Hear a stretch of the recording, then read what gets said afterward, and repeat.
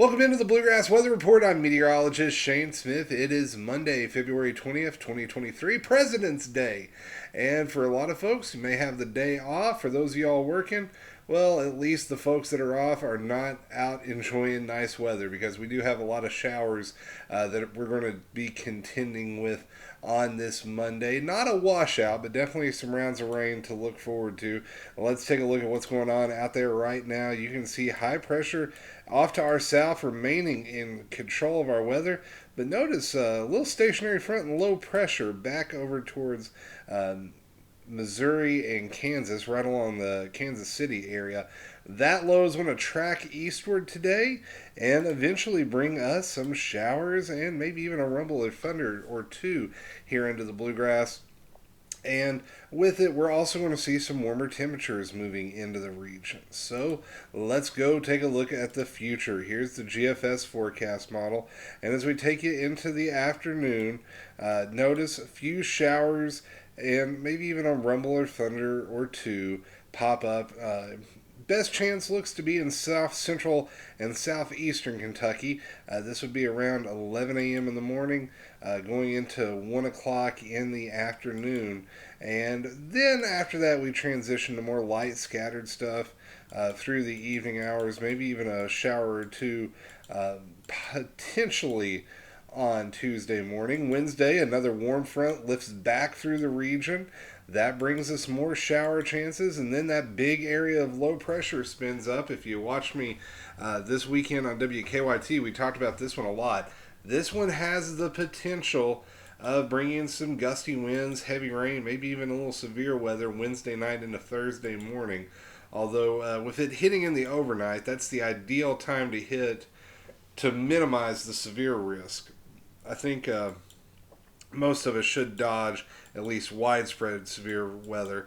A few lingering showers Thursday and Friday, and better chances on Saturday as another front lifts into the region. So you're probably saying, Shane, what is up with all the rain? Well, it's going to be because of the division of air masses. And before we get to that, let's take a look at how much rain we could see. Here's the latest run from the GFS model. It's showing 1 to 2 inches statewide. Some of the earlier runs, though, were showing significantly more than that. So still going to be a little give and take on how the models end up handling this. Was the earlier day run, the 12Z run.